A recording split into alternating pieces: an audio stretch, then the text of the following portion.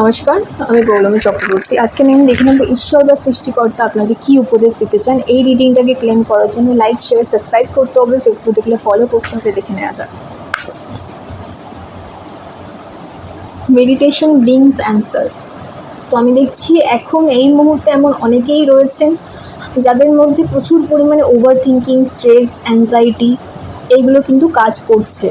অনেকের ঘুম কমে গেছে, অনেকে অতিরিক্ত চিন্তাভাবনা করছেন, অনেকের মধ্যে স্ট্রেস, অনেকের মধ্যে ডিপ্রেশন, এই জিনিসগুলো কিন্তু দেখা যাচ্ছে।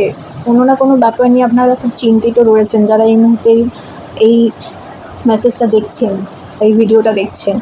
তো আপনার জন্য এই মুহূর্তে কী দরকার? আপনার মধ্যে এই মুহূর্তে সবথেকে দরকার বেশি সেটা হচ্ছে মেডিটেশন করা।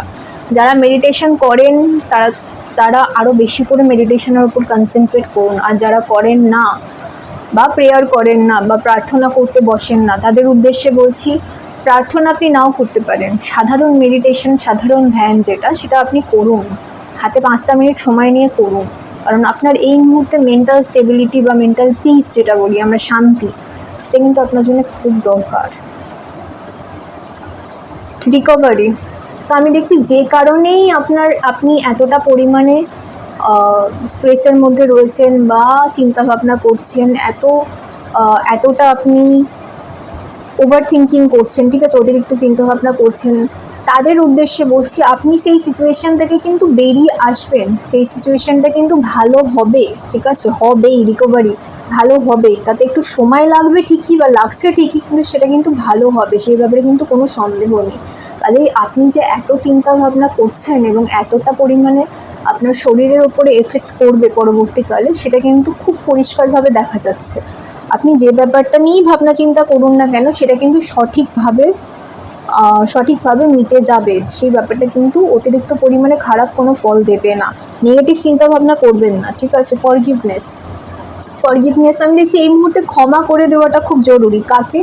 সামনের মানুষটাকে এবং নিজেকে। হয়তো এমন কোনো সিচুয়েশন হয়েছে যেই সিচুয়েশনটায় আপনি নিজেকে দোষী মনে করছেন, এমন একটা কাজ যেটা হয়তো যেভাবে চেয়েছিলেন সেভাবে করতে পারেননি, বা যেই মানুষটার থেকে এক্সপেকটেশন রেখেছিলেন সেই মানুষটা সেইভাবে সেই কাজটা করতে পারেননি। আপনি নিজেও হতে পারেন, আপনার আশেপাশের কোনো মানুষও হতে পারে।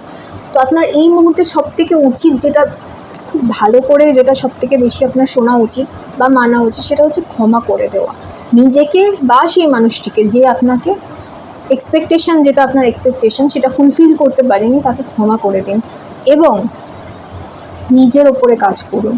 অর্থাৎ নিজের যে লক্ষ্যটা রয়েছে বা নিজের যে কাজটা হয়নি, যে কোনো পরিস্থিতিতে হতে পারে, সেটা কিভাবে পূরণ করা যেতে পারে সেটার উপর কনসেন্ট্রেট করুন।